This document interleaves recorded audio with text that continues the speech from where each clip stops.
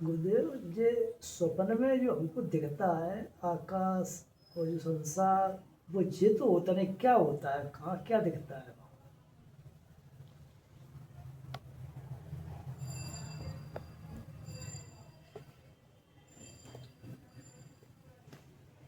देखो, स्वप्न की ठीक ठीक परिभाषा क्या है? अन्यथा गृह्यता स्वप्न। जो तुम हो नहीं, जो तुम्हारा है नहीं,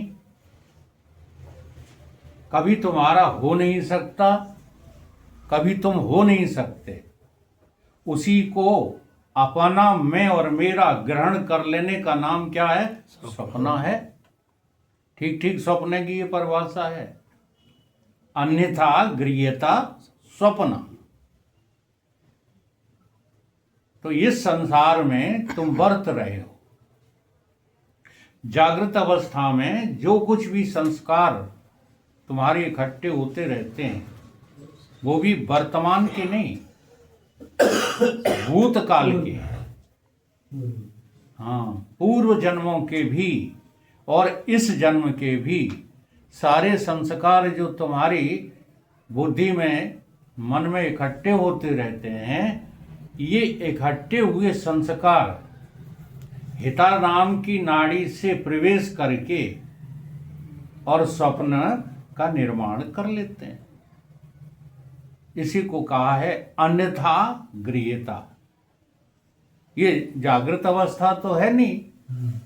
हाँ, स्वप्न में आपने कभी कभी देखा होगा ऐसी विचित्र घटनाएं जो कभी जागृत में घट ही नहीं सकते। जैसे हम देखते थे, आप लोगों ने देखा हो या ना देखा हो, बहुत काल तक ये स्वप्न मुझे आता रहा कि एक हाथी का पैर ऊपर से जो है उतरता है, और जिस कमरे में हम लेटे हैं उसी कमरे में मेरी छाती पर आकर के हाथी पैर सहित और गिरता है आकर के। अब जरा सोचो, क्या कमरे में हाथी प्रवेश कर सकता है? नहीं कर सकता। लेकिन सपने में कमरा भी दिख रहा है, हाथी भी दिख रहा है, हाथी का पैर भी दिख रहा है, और छाती पर रखा भी दिख रहा है। अब इतना सब दिख रहा है जो कदापि कभी हो ही नहीं सकता। और दूसरे स्वप्न बता दें जो ज्यादातर लोगों ने देखे हैं, अपने धड़ से सिर अलग कटा हुआ। इसको तो रामायण में प्रमाण भी लिया है। जो सपने सिर काटे कोई, सपने में सिर कट गया, कट गया, अब सिर अलग पड़ा है, धड़ अलग पड़ा है, और तुम रो भी रहे हो अपने सिर के कट जाने पर। तो ऐसा संभव है? जागृत अवस्था में कभी ऐसा संभव है? अगर सिर धड़ से अलग हो गया तो देखने वाले की ही है, काम खत्म हो जाएगा जो है। देखने वाले की शक्ति खत्म हो गई कि नहीं हो गई? लेकिन सपने में दिख रहा है। इसलिए सपना क्या है? अन्यथा गृह्यता। कहीं का ईंट, कहीं का रोरा, भानुमती ने कुनमा जोरा। किसी जन्म में तुम हाथी रहे होगे, जी हाँ, तो वो हाथी पना आ गया। इस जन्म के तुम आदमी हो तो आदमी पना आ गया। किसी जन्म में तुमको किसी ने तलवार से सिर काटा होगा तो वो उस जन्म का संस्कार आ गया। ये जन्म जन्मांतर के संस्कार तुम्हारी बुद्धि ग्रहण किए रहती है। आप कभी चिंतन नहीं करते हो, सत्संग में रुचि नहीं लेते हो, इसलिए पता नहीं चल रहा है। इस जन्म का तो कुछ भी तुम्हारे पास नहीं है। हजारों जन्मों के संस्कार अपनी बुद्धि में भरे पड़े हुए हो। उसी से तुम्हारा क्रोध, जी हाँ, उसी से तुम्हारा काम, उसी से तुम्हारा लोभ, मद, ये सब सक्रिय होते रहते हैं। इस जन्म का क्या है तुम्हारे पास? कुछ भी नहीं है। थोड़े से वर्षों के संस्कार हैं, इसलिए यहाँ जगत में कुछ भी तुम्हारा नहीं है। ये तुम्हारे सपने तुम्हें सिखा रहे हैं। तो जागृत अवस्था के, पूर्व जन्मों के, वर्तमान जन्म के जो संकलित संग्रहित संस्कार होते हैं वही तुम्हारे स्वप्न में प्रकट हो जाते हैं। इसलिए स्वप्न पूरा का पूरा मिथ्या है। स्वप्न का एक अंश भी सत्य है क्या? जागृत अवस्था में आ गए जैसे तुम, तो बताओ कितने परसेंट स्वप्न सत्य था और कितने परसेंट झूठा? तो कहोगे 100% स्वप्न झूठा था कि नहीं था? अब यहां एक प्रश्न और खड़ा करो। सपना 100% झूठा था, लेकिन सपने को देखने वाला,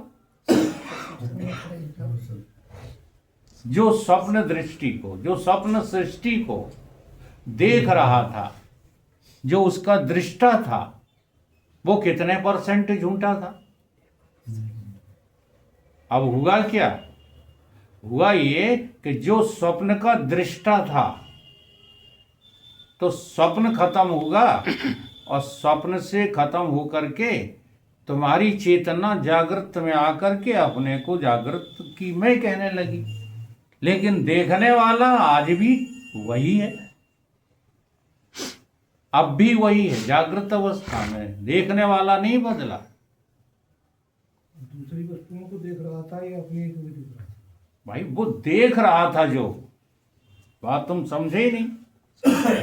नदी के किनारे पर तुम खड़े देख रहे हो, और नदी में लाश आई वो भी तुमने देखी, नदी में वृक्ष आया वो भी तुमने देखा, नदी में कोई जेवर बहता हुआ चला जा रहा था वो भी तुमने देखा, सब तुमने देखे। लेकिन जो चीजें आई थी वो चली गई। तुम कहाँ चले गए? तुम तो वहां के वहीं खड़े हो कि नहीं खड़े हो? दृष्टा बने। तो दृष्टा किसको कहते हैं? जिसकी दृष्टि का कभी लोप नहीं होता, उसका नाम दृष्टा है। ये श्रुति का सिद्धांत है। दृष्टा कभी देखना बंद ही नहीं करता। अब जिस लक्ष्य में ये कहा जाता है कि तुम दृष्टा हो, तो वहां दृश्य की अपेक्षा से कहा जाता है। अब अगर दृश्य ही नहीं है कोई, तो काय के दृष्टा? जब साक्षी ही नहीं है तो काय के साक्षी? साक्षी भी आप कब होते हैं? जब गवाही के लिए कोई सामने हो, तब तो आप साक्षी हो। और गवाह के लिए कोई है ही नहीं, कौन की गवाही दे रहे? बोले आज हम गवाही देने आए हैं, जरा देखना। और उस दिन कौन सा था? संडे। अब पहुंच गए और खड़े हैं कचहरी में। कहीं काय यहाँ काय खड़े? कि हम गवाह हैं। कौन के गवाह हो? किसकी गवाही दोगे और किसको दोगे? न वकील है, न जज है, न कटहरा है।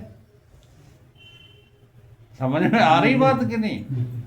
ठीक इसी प्रकार से दृश्य जगत में जब तक फंसे हो, तब तक तुम जानो कि तुम दृष्टा हो। ठीक है? और आभास जगत में फंसे हो जब तक, तब तक जानो तुम साक्षी हो। और जब तुम्हारा फांस बिल्कुल निकल जाए, हाँ, कोई फांस गांठ रहे ही नहीं, तब बताओ कौन के दृष्टा हो, कौन के साक्षी हो? इसलिए ये भी उपाधिकृत ही शब्द हैं। फिर तो कहोगे हम ही हम हैं, न हम दृश्य हैं, न हम दृष्टा हैं, न हम दर्शन हैं, और अगर हैं तो सब कुछ हम ही हैं। इसी को महाराज जी कहते हैं, रट के नहीं कहते, अनुभव की हुई बात है। हाँ, क्या कहते हैं? हम ही ठाकुर, हम ही मंदिर, यहाँ होंगे तो हम होंगे। और फिर आगे क्या है हमको याद नहीं। खुदा होंगे तो हम होंगे, यहाँ तो हम डटे ही हैं, वहां होंगे तो वहाँ होंगे तो हम। खुदा भी हम, जुदा भी हम, खुदा भी हम, सब कुछ हम ही हैं।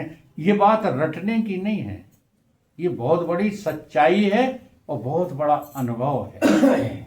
और जब तक ये अनुभव नहीं हो रहा है तब तक हमें साधना में लगे रहना चाहिए। साधना छोड़ देने का अभिप्राय जानते हो, पशु योनि में चले जाना। साधना छोड़ने का अभिप्राय है 84 लाख योनियां इंतजार कर रही हैं। इसलिए सपना और कुछ नहीं है। जो भी संस्कार तुमने पाल रखे हैं उन्हीं को किसी दूसरे रूप में देख लेने का नाम सपना है, अन्यथा गृहता